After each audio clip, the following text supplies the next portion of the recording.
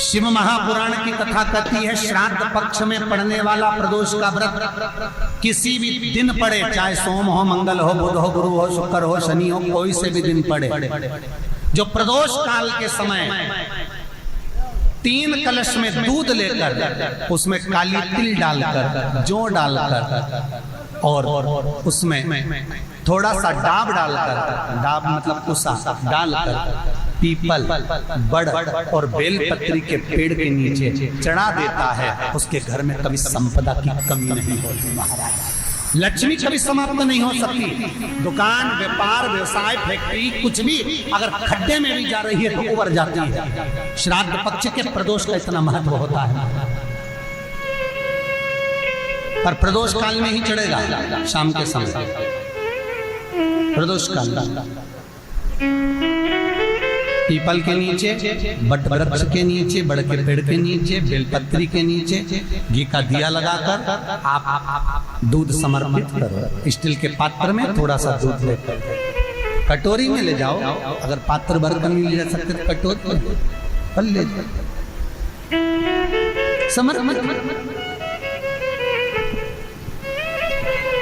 शिव का सबसे प्रिय अगर कोई व्रत है तो प्रदोष का ही व्रत है। शंकर को राजी है वो व्रत, क्योंकि शिव और पार्वती का दोनों का मिलन का व्रत है, भगवान शंकर के मिलन का व्रत।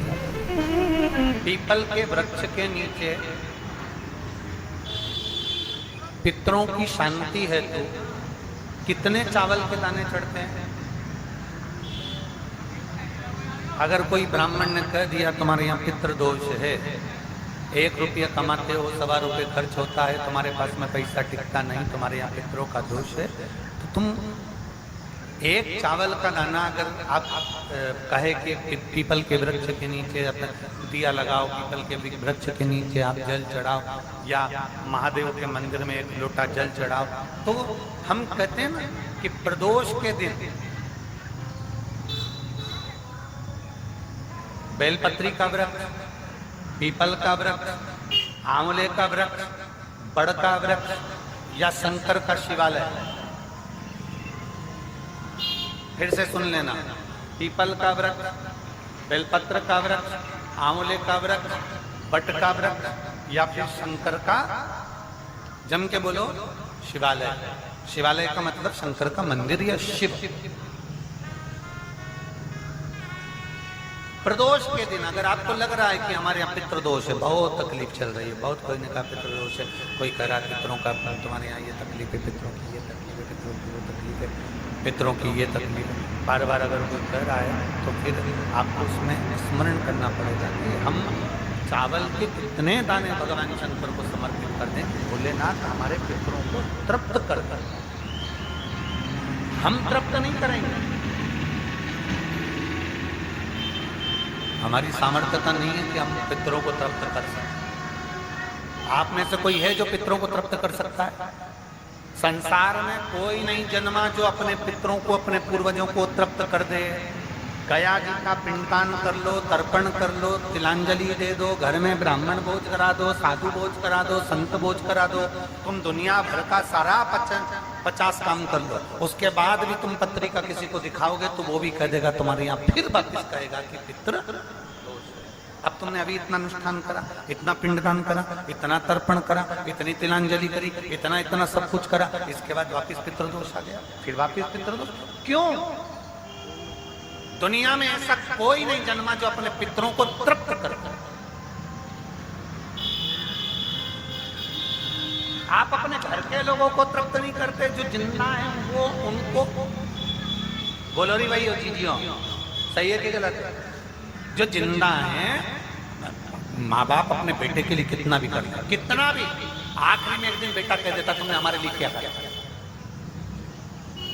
बहू के लिए कितना कर लो, आखिरी में बहू कह देगी वो तो जेठानी को ज्यादा करती है, देवरानी को ज्यादा करती है, हमको करती है, अपनी ननद को ज्यादा करती है, बेटी को ज्यादा करती है, बेटी को लगता है कि बहू को ज्यादा करती है, दामाद को लगता है बेटी को ज्यादा करती है, नाती पंती सबको कितना भी कर लो तुम, अपने अड़ोसी पड़ोसी तुम्हारे रिश्तेदारों को तुम कितना भी दे लो, कितना भी कर लो, पर जब ये तृप्त नहीं हुए तो वो बोलो तो कैसे हो जाएगा? अपनी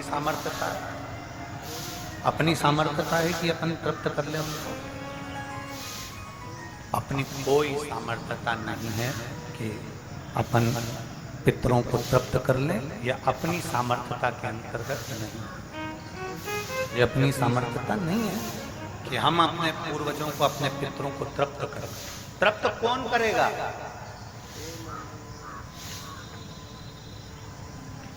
जिनकी शरण में पित्र है। वास्तु के देवता भगवान शंकर, काल सर्प दोष के देवता भगवान शंकर। जितने दोष होते हैं, पितृ दोष के देवता भगवान शंकर, तो हम तृप्त नहीं कर सकते। अगर इनको तृप्त करेंगे तो देवादिदेव महादेव करेंगे। आप 7 चावल के दाने, या तो पीपल, बेलपत्र, आंवला, वटवृक्ष, या फिर शिवालय, प्रदोष के दिन 7 चावल के दाने आप इन जगह में से कहीं पर भी अगर आप समर्पित कर देते हैं, तो उसके बाद आप जो जिंदगी जी रहे हैं, और 3 महीने फिर आप अंदाजा लगा कर देखना कि आपने जो 7 चावल के दाने इन स्थान पर अगर आपने समर्पित करे, तो उसका फल पितरों को मिला कि नहीं मिला, और उसका फल हमें प्राप्त हुआ क्या? ये वो स्थान है जहां प्रदोष के दिन 7 अक्षत चावल का दाना भी हमारे पितरों को, पूर्वजों को तृप्त कर देता है। कौन कौन सा स्थान वापिस बोलेंगे सभी लोग? पहला पीपल, दूसरा बेलपत्र, तीसरा आंवला, चौथा वटवृक्ष, और 5वां शिवालय, शंकर भगवान का स्थान। अब इसको समझना आपके ऊपर निर्भर है। समर्पण। कभी मौका लग जाए, सारी दुनिया के लोग तुमसे कह रहे हैं तेरे घर में पितृदोष है, 1 रुपये कमाते हो, 1.25 रुपये खर्च होता है, मानसिक टेंशन बना रहता है। घर में एक व्यक्ति बीमार है, ठीक हुआ, दूसरा बीमार पड़ गया, दूसरा ठीक हुआ, तीसरा बीमार पड़ गया, तीसरा ठीक हुआ, चौथा बीमार पड़ गया। मतलब कहीं ना कहीं पितृ का भाव, पितृदोष का बन रहा है। किसी ने कहा तुमसे कि तेरे यहाँ पितृदोष है, तूने ब्राह्मण को भोजन करा दिया, पिंडदान करा दिया, तर्पण करा दिया, तिलांजलि करा दी, गया जी का श्राद्ध कर दिया, हरिद्वार चली गई, वहां पिंडदान करवा दिया, ब्राह्मण भोज करवा दिया, तिथि पर भोजन करवा दिया, सब कुछ करवा के देते। अब एक काम और करके दे, एक काम और करके देते हो। जब तुम घर में भगवान शंकर की आरती, तुम्हारे घर में शंकर जी का शिवलिंग है, भले काय का भी हो, छोटा सा, भले सियोर का कंकर शंकर हो, नर्मदा का कंकर हो, चाहे शंकर पारक के हो, पीतल के हो, स्टील के हो, लकड़ी के हो, जिसके भी हो, लोहे के हो, पाषाण के हो, जिसके भी हो, शंकर का शिवलिंग अगर हमारे घर में है, और आप रोज प्रतिदिन भगवान की आरती करते हो, प्रतिदिन, और आपको लग रहा है कि मेरे यहाँ तकलीफ चल रही है, ये ठीक ही नहीं हो रही, लगभग 1.5 महीना आप कम से कम 45 दिन, 1.5 महीने के करीब में ऐसा प्रयास करना कि भगवान की आरती, शंकर भगवान के शिवलिंग की आरती करने के बाद उस दिए को भगवान के सामने मत रखो, उस दिए को उठाकर जहाँ तुम पानी का मटका रखते हो, हंडा रखते हो, जिससे तुम पानी पीते हो, तुम्हारे रसोई घर में जो पानी का मटका, हंडा, बाल्टी, आरओ का पानी जिस मटके में गिरता है, हंडे में गिरता है, जिसको हमारे यहाँ पितरों का स्थान कहते हैं, उस स्थान पर, उस मटके के पास में, उस हंडे के पास में, उस बाल्टी के पास में, जहाँ रसोई घर में पानी रखते हो, उस रसोई घर में पानी जहाँ रखते हो, उसके पास में उस दिए को भगवान के सामने नहीं रखना। आरती उतारने के बाद उस दिए को ले जाके सीधे परिंडे के पास में, उस हंडे के पास में, मटके के पास में उसको रखो। केवल 1.5 महीना कर देते। 1.5 महीने के बाद तुम्हें मालूम पड़ेगा कि हम वापिस उन्नति की सीढ़ी पर चढ़ना प्रारंभ कर दिए, हमें फल मिलना चाहिए। अब तुम्हें ना कहीं जाना है, ना कहीं आना है, ना कोई खर्चा है। खर्चा है क्या? ईमानदारी से बोलो, कोई तुम्हारा लाखों का रुपया लग गया क्या? रोज आरती करते हो, रोज आरती। बस आरती का नियम बना लो कि हमको पितृदोष किसी ने बोला है, हमारे घर में अशांति है, पितृदोष है, कोई कह रहा है कि तुम्हारे घर में पितृदोष है। हमने सब कुछ करके देख लिया, अब हमें ये करना है कि महादेव की आरती जब होती है तो उसकी ज्योत का दर्शन करने पर 1000 कपिला गाय के दान का पुण्य मिलता है। तो ये पुण्य हम हमारे पितरों को